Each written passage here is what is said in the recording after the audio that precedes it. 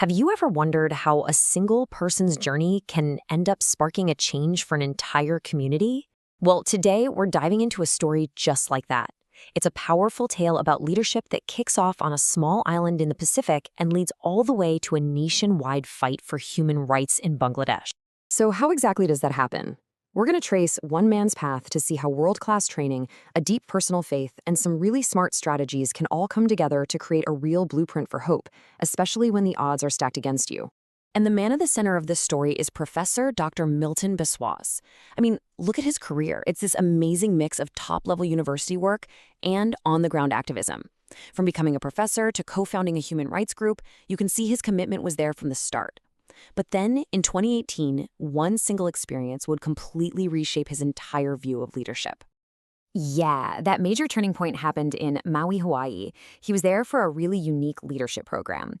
And this wasn't your typical conference with management buzzwords. No, this was about forging a whole new philosophy, one specifically designed to tackle a very particular kind of problem.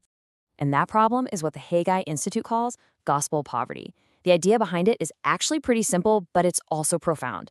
They say that real poverty isn't just about a lack of money, it's also about a lack of access to a spiritual message of hope.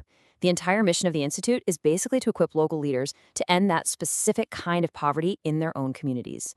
The way they do it is with a really clear four-step model. First, they select. They don't just take anyone, they strategically find influential people who are already making a difference. Then, they equip them with some seriously intensive training. But here's the key step: multiply. They ask every leader to go home and train others. And finally, they encourage them through a global support network so they're never alone. And that multiply step, it's not just a suggestion. They have a number, a goal. Every single leader is challenged to go back and train on average 242 other leaders. 242. So you can see this isn't about one person's impact. It's about starting a ripple effect, a cascade of leadership that just keeps on growing. Now, the big idea holding all of this together is the principle of servant leadership. This philosophy completely flips the traditional idea of power. It argues that a true leader isn't a master giving orders, but a servant helping others. And it was this exact mindset that Dr. Biswas brought back home with him to Bangladesh.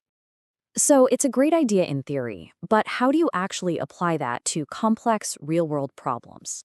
Well, when Dr. Biswas returned to Bangladesh, he didn't just pick one fight. He came up with a really sophisticated two-pronged strategy, deciding to fight the battle on two totally different but complementary fronts. Here's how that dual strategy breaks down. On one side, you have the Ecumenical Christian Trust, the ECT. Think of this as the intellectual front, the long game. They're doing deep historical research to prove the community's roots in the nation. Then, on the other side, you've got the Shalom Foundation. They're the frontline defenders of human rights, providing legal help and crisis support. So one organization is building the foundation for the future, while the other is protecting the community and the here and now. And the work the ECT is doing is incredibly deep. Their whole goal is to elevate what's called the subaltern voice of the Christian community. Now, that's an academic term, but it basically just means any group of people who have been pushed to the margins, who are left out of the main story. By doing all this research, the ECT's goal is to rewrite that official narrative and prove that this community isn't some outside group, but a core part of the nation's history. But you have to understand, all of this strategic work is happening for a reason. It's happening against a backdrop of really intense pressure. And to get why this is also urgent, we have to look at the data and just confront the difficult reality people are facing.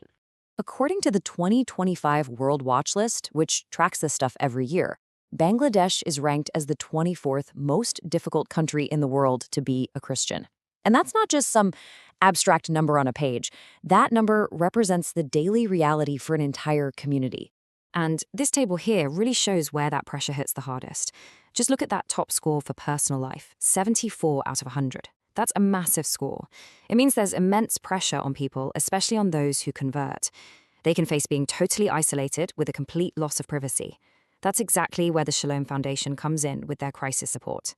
But the pressure is everywhere, even in national life, which is why the ECT's long-term work to change the historical narrative is so crucial. And a major tool that's used to apply this pressure is legislation, like the Cybersecurity Act. It has these really vague clauses about hurting religious sentiments that can be, and often are, weaponized. Someone makes an accusation on social media, and next thing you know, people are being arrested and dragged into legal fights. It's a very effective way to silence minority voices. So, when you're up against all these systemic challenges, what's the path forward? It can't just be about reacting to one crisis after another. Dr. Biswas's work actually points to a proactive three-part strategy for building a much more secure future. The whole strategy really rests on three pillars. First, education and research. That's continuing the ECT's work to cement the community's place in history. Second, legal protection, making organizations like the Shalom Foundation even stronger so they can fight for people's rights on the ground. And third, ecumenical unity. And this is a big one. It's about getting different Christian groups to work together, to bridge their divide so they can speak with one, unified, and much more powerful voice. Which, of course, brings us all the way back to where we started. This whole story raises a really fascinating question. Can a philosophy of leadership that you learned thousands of miles away really solve the kinds of complex, deep-rooted problems people face at home? Well, the work of Dr. Biswas seems to suggest that when you combine global knowledge with local courage, the answer just might be yes.